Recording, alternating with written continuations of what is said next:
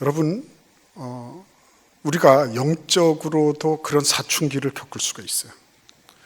아마샤 같은 사람이 그런 사람이었습니다. 그런 한편으로는 말씀을 잘 지키는 것 같은데 다른 한편으로는 그렇지 않았어요.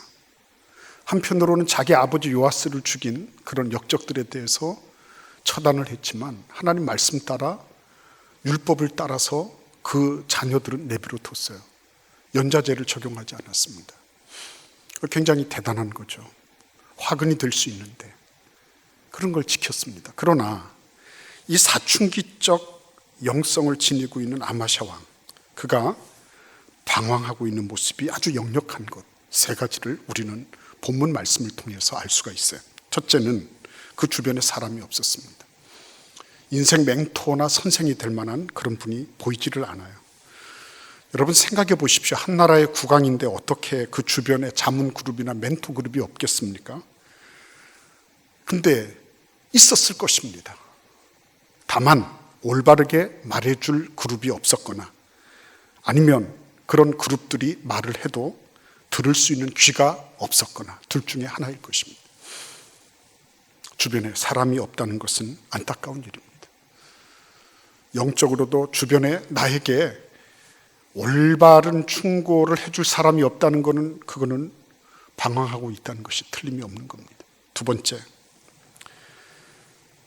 그는 현실과 믿음 사이에서 방황했어요. 현실을 잡아야 될지 믿음을 잡아야 될지 그는 방황하고 있었습니다. 믿음으로 현실을 헤쳐나가는 훈련이 부족했다고 말을 할 수밖에 없습니다. 그는 하나님께 대한 기본적인 개념조차도 없었어요. 이런 현상이 어떻게 드러났을까요? 그는 하나님께 묻지 않았다고 하는 것입니다. 엄청난 에돔을 정벌해야 되는 그런 엄청난 전투를 앞두고 하나님께 물어볼 염두조차 그는 내지 못했던 것입니다. 그는 마치 하나님이 계시지 않은 것처럼 행동하고 있었다고 하는 것입니다. 그리고 국민의 혈세를 은 100달란트를 북이스라엘 군에게 동맹을 요청하면서 용병 대금으로 쥐어 주었습니다. 그에게는 하나님이 안중에도 없었어요. 사춘기 시절의 그런 어떤 패기 내지는 사춘기 시절의 그런 어떤 경솔함이나 이런 것들, 무모함이나 이런 것들로 얘기하기는 너무나 치명적인 것이었어요. 세 번째, 그는 신속하게 군사를 모으고 용병을 채용하는 것 같은 이런 일들을 즉각적으로 실행에 옮겼습니다. 실천적이고 구체적이었어요. 아주 속도감도 있었습니다. 그러나 문제는 방향이 올바르지 않았다고 하는 것입니다. 인생은 빠르기만 해서 좋은 것은 아니라는 것입니다. 올바른 방향성이 있어야지 빠른 것도 좋은 것입니다. 방향성이 좋지 않은데, 방향성이 어그러져 있는데 속도만 낸다고 하는 것, 그것은 더 큰 폐해를 약속하는 것입니다. 속도와 방향 사이에서 그는 방황하고 있었어요. 현실과 믿음 사이에서 방황하고 있었습니다. 그는 자신 이외에는 어느 누구도 없는, 인생 멘토나 선생도 없는 그런 고립무원의 지경에서 자기 홀로 방황하고 있었습니다. 그런데 여러분, 참 놀라운 것은 하나님이십니다. 아마샤를 보고 그래, 네가 그런 문제를 초래했구나. 넌 내가 없는 것 같지 않아? 넌 네 주변에 그렇게 말해줄 사람이 없었니? 넌 지금까지 어떻게 살았길래 인생을 그렇게 충고해 줄 사람 하나도 없는 그런 삶을 살았니? 이렇게 하시면서 그냥 내버려 두지 않으셨어요. 하나님은 능동적으로 움직이셨어요. 하나님은 피동적이거나 소극적인 분이 아니셨습니다. 문제가 문제를 낳고 문제가 문제를 또 낳으면서 그것을 그대로 보고 계시는, 너희들 자업자득이다, 네가 뿌린 대로 거두는 것이다 라고 말하지 않으셨어요. 악한 영들은 성도들이 수동적이고 의존적이 되기를 바랍니다. 문제가 커지고 호미로 막을 것 가래로 막는 경우가 벌어지기까지 사단의 영은 그냥 그 자리에 그냥 그대로 있도록 우두커니 서 있기를 바라는 것입니다. 남 탓을 하면서, 환경 탓을 하면서, 하나님 탓을 하면서, 교회 탓을 하면서 수동적이고 의존적인 존재로 화석처럼 있기를 바랄 뿐입니다. 그때 하나님이 움직이셨습니다. 하나님이 움직이신 모습이 어떻게 나타났죠? 그렇습니다. 하나님의 사람을 보내심으로 하나님이 움직이고 계신 것이 나타났습니다. 어떻게 보면 늦은 것 같은 느낌이 들지 않습니까? 이미 아마샤 왕은 출정을 결정을 했고 북이스라엘군 용병을 결정해서 이미 대금까지 송금을 했습니다. 그리고 모든 이스라엘 사람들이 징집이 되어서 지금 칼날을 갈고 있습니다. 그런데 하나님은 포기하지 않으셨다고 하는 것입니다. 오늘 7절 말씀해 보시면 하나님의 사람이라고만 알려져 있는 이름도 성도 모르는 무명 인사였어요. 그러나 신약에서 보면 이 하나님의 사람이라고 하는 호칭은 오직 디모데 한 사람에게만 주어진 그런 아주 굉장한 칭호였어요. 아무에게나 주어지는 것이 아니라는 말입니다. 그렇다면 하나님이 왜 이 사람을 보내셨을까 하는 것입니다. 왜 그랬을까요? 문제를 자초한 것은 아마샤였습니다. 그러나 하나님은 아마샤를 그냥 내버려 두지 않으시고 그에게 하나님의 사람을 보내셔서 그가 고립되지 않았음을 확인시켜 주신 것입니다. 그렇습니다, 여러분. 하나님은 절대로 그냥 내버려 두지 않으시고 먼저 손을 내밀어 주시고 먼저 우리를 향하여 행동하시는 분이시라고 하는 것입니다. 심지어 아마샤로부터 어떤 지원이나 도움의 요청도 없었음에도 불구하고 하나님은 그의 사람을 보내시고 메시지를 전하게 하고 계신 것입니다. 요한일서 4장 10절에 보시면 사랑은 여기 있으니 우리가 하나님을 사랑한 것이 아니요 하나님이 우리를 사랑하사 우리 죄를 속하기 위하여 화목 제물로 그 아들을 보내셨습니다. 여러분, 하나님이 먼저 움직이세요. 여러분, 이걸 믿으십시오. 하나님이 나보다 먼저 움직이시는구나. 내가 답답하고 내가 어떻게 할 줄을 알지 못하고 여기에서 저기로 저기에서 또 다른 곳으로 방황하고 있을 때도 하나님이 먼저 움직이고 계셨다고 하는 것입니다. 그래서 이 일을 통해서 하나님은 한 가지 분명한 것을 아마샤 왕에게 제시하셨어요. 내가 비록 사고는 쳤지만 내가 너를 문제아로 말썽쟁이로 심판의 대상으로 보지 않는다고 하는 말씀입니다.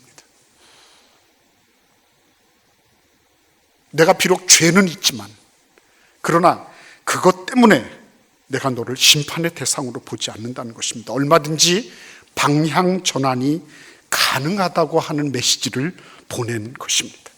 아직 늦지 않았다는 것입니다. 아직 할 수 있다는 것입니다. 하나님은 아마샤가 엄벙덤벙 막 덤벼들면서 이를 키워놨는데 그를 그냥 내버려 두지 않으시면서 전환할 수 있는, 방향을 바꿀 수 있는 기회를 주고 계신 것입니다. 어떻게 이 방향 전환이 가능해질까요, 여러분? 저는 그게 굉장히 궁금했어요. 제 자신도 내년도 목회, 우리 동료 목회자들을 만나면 내년도 목회. 근데 하나님께서 분명하게 말씀해 주신 것이 있습니다. 첫 번째, 하나님의 사람을 보내셔서 하나님은 그의 메시지를 전하게 하셨습니다.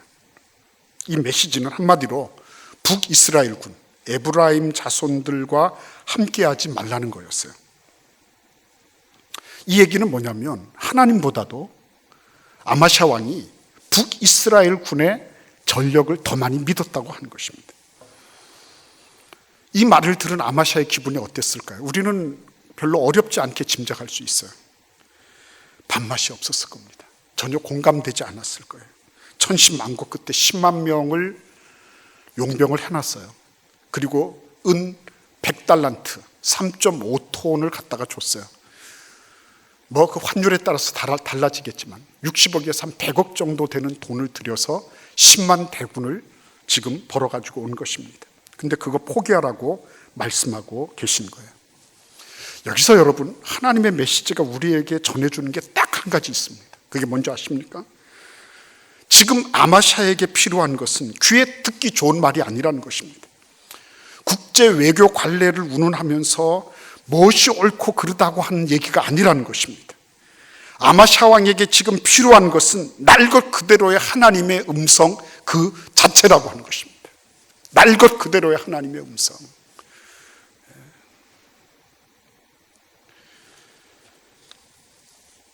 여러분, 시편 107편 20절에 보시면 이런 말씀이 있습니다. 그가 그의 말씀을 보내어 그들을 고치시고 위험한 지경에서 건지시는도다. 무엇을 보내신다고요? 말씀을 보내셔서. 어떻게 하신다고요? 그들을 고치시고 위험한 지경에서 구원해 내신다고 말씀하십니다. 뭘 보내신다고요? 말씀을 보내셔서. 여러분, 말씀을 보내셔서 하나님이 그들을 고치시고 위험한 지경에 있을 때 그들을 건져내신다고 말씀하고 계신 것입니다. 그래서 하나님의 말씀을 아마샤에게 보내셔서 그를 고치시고 위험한 지경에서 건져내시기로 하나님은 작정하신 것입니다. 그런데 문제는 9절 말씀을 보시기를 바랍니다. 아마샤 왕이 걱정이 이만저만한 것이 아니었어요. 이미 은 100달란트를 3.5톤이나 되는 은을 갖다가 준 것입니다. 이거 어떻게 하면 좋죠? 하나님의 말씀을 듣자니 은 3.5톤이 달아나는 것이고 그 뒷감당을 어떻게 합니까? 얼마나 많은 비난을 받겠어요? 국민의 혈세를 가지고 그렇게 낭비했다는 소리 듣지 않겠습니까? 하나님의 말씀을 안 듣자니 이제는 하나님의 분명한 뜻이 있는데 그거를 거슬려야 되는 엄청난 부담감이 그에게 있었어요. 그죠?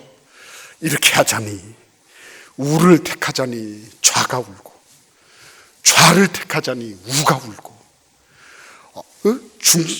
중립지역에 있으려고 하니 양쪽으로부터 다 얻어터지고, 그죠? 그런 상황이 아마샤 왕에게 있게 되었습니다.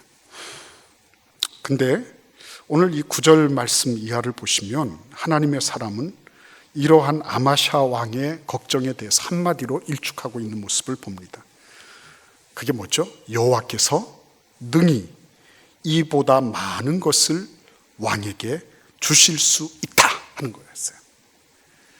여호와께서 능히 이보다 많은 것을 왕에게 주실 수 있습니다 라고 하는 거였어요. 여기에서 분명해지는 게 뭡니까?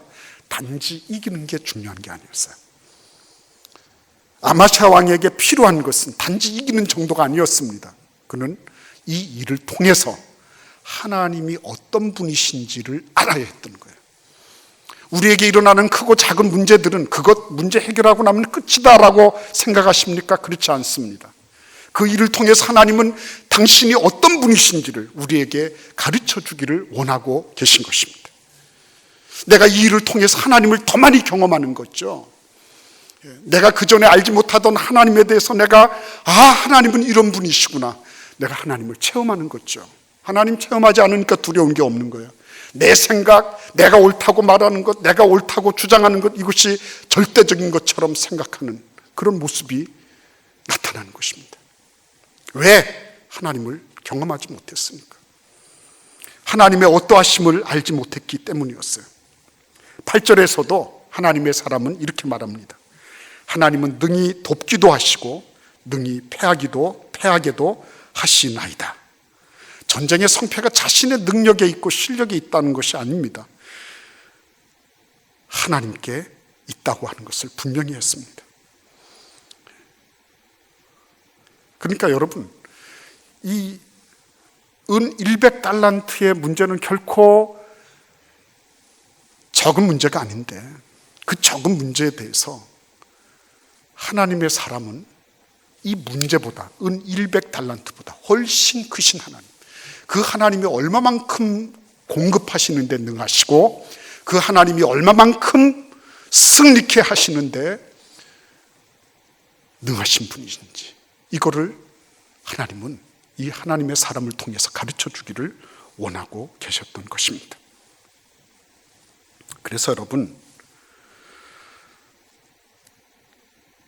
북이스라엘 용병을 돌려보내면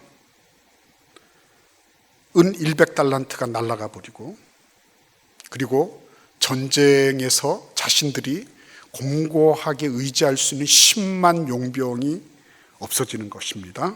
근데 그는 하나님이 그보다 더 많은 것을 공급하시고 이 모든 전쟁의 이기고 지는 것이 하나님 손에 달려있다는 하나님에 대한 부분이 확실해지면서, 그러면서 그는 은 100달란트를 날려보내기로 작정하게 된 것입니다. 순종을 위해서 대가를 지불할 수 있는 것, 내가 하나님의 말씀을 따라 살려고 하다 보니 손해볼 수 있는 것, 위대한 것입니다. 그건 잃어버리는 것이 아니에요. 그거는 상실하는 것이 아닙니다. 획득하는 것이고 얻는 것입니다. 더 많은 것을 누리는 것이죠. 그래서 여러분, 어떤 상황 속에서 하나님에 대해서 배운다는 것은 그거는 이만저만한 큰 복이 아니에요. 저는 지난 한 해를 돌이켜보면서 나에게 이런저런 국면들이 많이 있었는데 내가 흘려보내고 하나님을 경험할 수 있는 기회를 놓쳐버린 게 얼마나 많았을까. 그런 문제들이 있을 때마다 대충 이렇게 넘어가 버리고 하나님에 대한 어떤 부분을 딱 잡을 수 있었는데 그거를 놓쳐버린 게 얼마나 많았을까. 이런 아쉬움을 가지게 되는 것입니다. 아침에 새벽에 여러분들 창문에 있는 커튼을 확 열어 제꼈을 때, 그때 찬란한 아침 햇살이 확 비쳐 내 눈으로 확 밀쳐 들어오는 것처럼 하나님께서 우리들을 향해서 그 계시의 빛을 쫙 조명해 주실 때, 그때 얼마나 그것이 크고 아름다운 일입니다. 내가 잊고 있었구나. 전쟁의 이 모든 향배는 하나님 손에 있는 것이고 내가 하나님을 순종하기 위해서 잃어버리고 손해보는 것, 이거 하나님이 얼마든지 이보다 더 많은 것을 공급해 주실 수 있다고 하는 것, 내가 잊고 있었구나. 계시의 조명이 확 이렇게 올 때 아마샤는 과감하게, 그래, 북이스라엘군 돌려보내. 까이거 은 100달란트 그거 3.5톤 되는 거 하나님이 35톤 아니야 350톤 아니라 그 이상도 주실 수 있어. 이런 마음을 가지게 된 것입니다. 오늘 10절과 11절을 보십시오. 아마샤 왕은 하나님의 말씀대로 북이스라엘군을 돌려보냅니다. 그런데 그때 담력을 내었다고 말하고 있습니다. 이때 담력이라고 하는 말은 히브리어로 강하게 되었다는 그런 뜻을 가지고 있습니다. 그는 하나님의 말씀을 통해서 강하게 되었습니다. 하나님은 말씀을 보내셔서 아마샤 왕을 강화시키셨던 것입니다.